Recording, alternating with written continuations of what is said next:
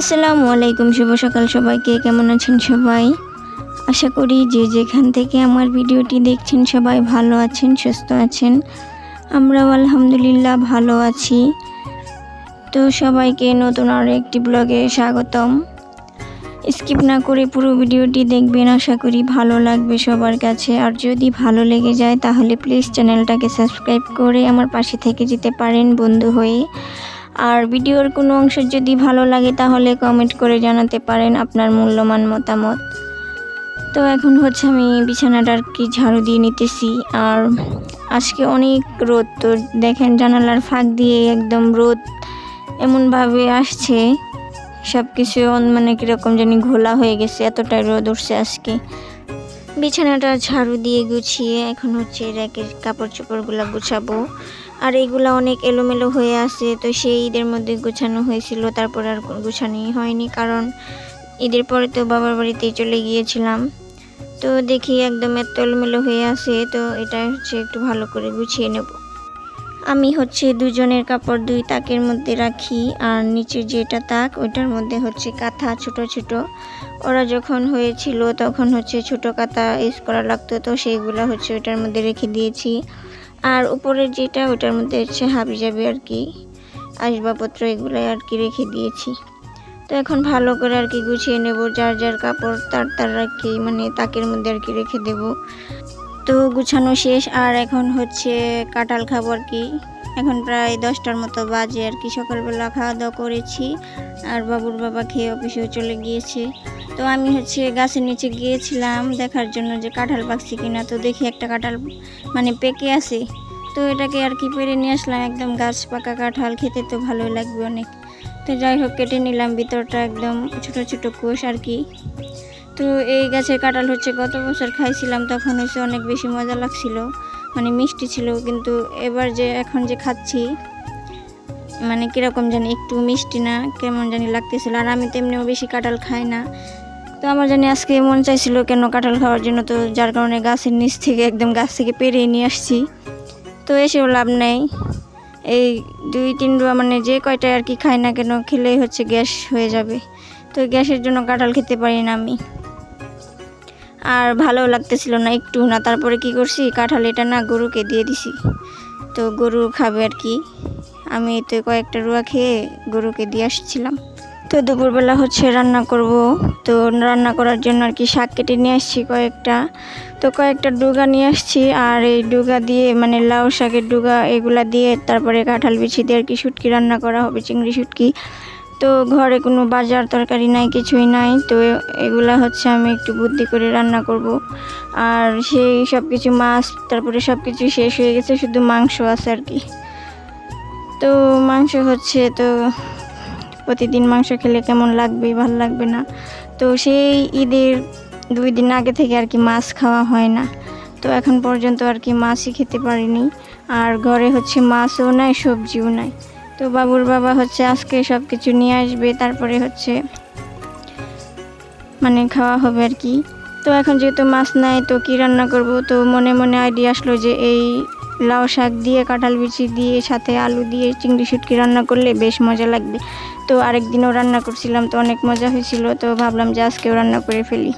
তো শাকগুলোকে আমি ভালো করে কেটে নিছি, আর এখন হচ্ছে এই কাঁঠাল বিচিগুলো আর কি কাটবো।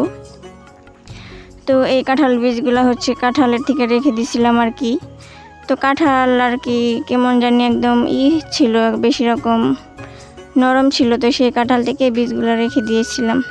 তো এখন হচ্ছে কাঁঠাল বীজগুলো ভালো করে আর কি কেটে নেব। আর আমার কাছে কাঁঠালের থেকে কাঁঠাল বীজগুলো অনেক বেশি ভালো লাগে খেতে। তো কাঁঠাল বীজের তরকারি বলেন, ভর্তা বলেন, সব কিছুই মজা লাগে। তো কে কে হচ্ছে কাঁঠাল বীজ খেতে পারেন অবশ্যই কমেন্ট করে জানাবেন। আর আমার কাছে তো অনেক বেশি মজা লাগে। তো মেয়েদের জীবনটাই কেমন জানি একদম কাঁঠালের মতো আর কি। তো যখন গাছে থাকে তারপরে পাকা পর্যন্ত কিন্তু সবাই খুব ভালোবাসে, কবে পাকবে খুব যত্ন করে। যখন আর কি পাকা শেষ হয়ে যাবে তখনই হচ্ছে তাকে পেরে একদম খাওয়া দাওয়া শেষ, তখন আর কোনো মূল্যই থাকে না।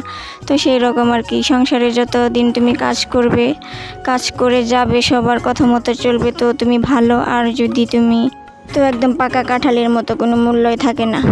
তো সেই রকম আর কি জীবন। তো মেয়েদের জীবনটা যেরকমই হোক মানিয়ে গুছিয়ে নিতে হবে, এটাই জীবন।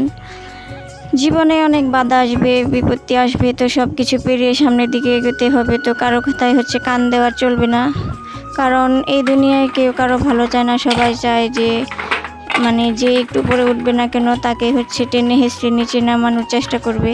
তো কারো কথায় হচ্ছে কান দেওয়া যাবে না, সামনের দিকে এগিয়ে যেতেই হবে যেভাবেই হোক। তো আমি হচ্ছে কাঁঠাল বীজগুলোকে এখন ভালো করে ধুয়ে নিয়েছি, আর চিংড়ি শুটকিগুলোও হচ্ছে ভালো করে ধুয়ে নিয়েছি, সাথে পেঁয়াজ তারপরে রসুন কেটে নিয়েছি। আর কি কাঁচামরিচ নাই ঘরে, বললাম না কোনো বাজার নাই, তো কাঁচামরিচ নাই। তো কাঁচামরিচ ছাড়াই হচ্ছে আজকে তরকারি রান্না করব। তো কাঁঠাল বীজগুলো একটু ভালো করে ধুয়ে নিতেছি। তো আমি হচ্ছে উপরে যে লাল অংশটা এটা আর কি ফালাইনি।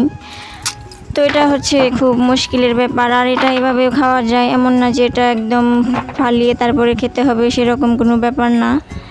তো এখন হচ্ছে শাকগুলাকে ধুয়ে নেব, আর শাকগুলা অনেক নরম হয়ে যায় মানে রান্না করার পর। এমনিতে তো এগুলো সার দেওয়া না, তাছাড়া এগুলো অনেক মানে ভালো লাগে আর কি খেতে। তো সবগুলো একটু ভালো করে ধুয়ে তারপরে হচ্ছে রান্না করতে চলে যাব। আর আমি এখন রান্না বসিয়ে দিয়েছি, এখন তেল দিয়ে দিয়েছি, আর সাথে হচ্ছে রসুন কুচি আর পেঁয়াজ কুচি দিয়ে নিয়েছি, একটু হালকা করে ভেজে নেব আর কি। তারপরে হচ্ছে যে চিংড়ি শুটকি পেঁয়াজ, এটার মধ্যে আমি হলুদ মরিচ ধনিয়া গুঁড়া লবণ দিয়ে নিয়েছি। তো এটার মধ্যে হচ্ছে এখন পানি দিব, পানি দিয়ে তারপরে এখানে আর কি ঢেলে দেব। তো আমি হচ্ছে যেভাবে রান্না করি সেভাবেই শেয়ার করতেছি। তো যদি ভালো লাগে তাহলে প্লিজ একটা লাইক দিয়ে দিবেন। তো এগুলো ঢেলে দিয়ে দিলাম, আর এখন হচ্ছে আমি ভালো করে নেড়ে চেড়ে তারপরে একটু কষিয়ে নেব। আর কষানো হলে তারপরে এখানে দিয়ে দিব হচ্ছে কাঁঠাল বিচি। আর হ্যাঁ, সাথে কিন্তু আমি হচ্ছে 3টা আলু দিয়েছিলাম, ছোট ছোট আলু ছিল না, 3টা আলু ছিল ছোট ছোট, তো সেইগুলোও সাথে দিয়ে দিছি। আর এই আলু দিলেও না বেশ ভালো লাগে আর কি। তো এই তো এখন দিয়ে ভালো করে একটু কষাবো। তো যখন কাঁঠাল বীজগুলো একটু সিদ্ধ হয়ে যাবে, একটু কষানো হয়ে যাবে, তারপর দিয়ে দেবো হচ্ছে শাক, কারণ আগে যদি শাক দেওয়া হয় তাহলে শাকের যে কালারটা একদম নষ্ট হয়ে যাবে, খেতে মানে দেখতে ভালো লাগবে না আর কি। খেতে কোনো সমস্যাই হবে না, কিন্তু দেখতে অসুন্দর লাগবে, এটুকুই, আর কোনো কিছু না। তো এদিকে হচ্ছে আমি রান্না করে নেব। তো রান্নাটা আমি মানে করে নিয়েছি, খাওয়া দাওয়া করে নিয়েছি। তো এখন হচ্ছে বিকেলবেলা, আর বিকেলবেলা হচ্ছে ঈদের মধ্যে যে বাদাম নিয়ে আসছিলো, তো সেইগুলো আর কি ফ্রিজে রেখে দিয়েছিলাম। তো বাবুর বাবা বলতেছে যে বাদাম খাবে, তো ওকে হচ্ছে এগুলা ভেজে দিতেছি।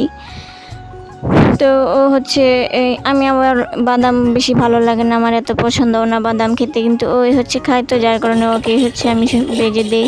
আর সব সময় হচ্ছে যে আস্ত যে বাদামটা সেটাই নিয়ে আসে। তো আমি যেহেতু মানে অনেক এটা ওটা রান্না করি, তো যার কারণে বাদাম লাগে, তো বলছিলাম বাদাম নিয়ে আসার জন্য, তো নিয়ে আসছিল। তো চুলায় বসিয়ে দিয়েছি, এখন হচ্ছে হালকা মানে তাপে ভেজে নিতেছি। তো যে আস্ত যে বাদামগুলো সেগুলো হচ্ছে বালি দিয়ে ভাজা হয় আর কি, তো এইগুলা তো বালি দিয়ে ভাজা যাবে না, এভাবে ভেজে নিলাম। তো সাথে একটু তেল দিলে আর একটু ভালো হতো। তো যাই হোক, আজকে ভিডিওটি এই পর্যন্তই। সবাই ভালো থাকবেন, সুস্থ থাকবেন, দেখা হবে আরও একটি নতুন কোনো ব্লগে। সে পর্যন্ত সবাই ভালো থাকুন, আল্লাহ হাফিজ।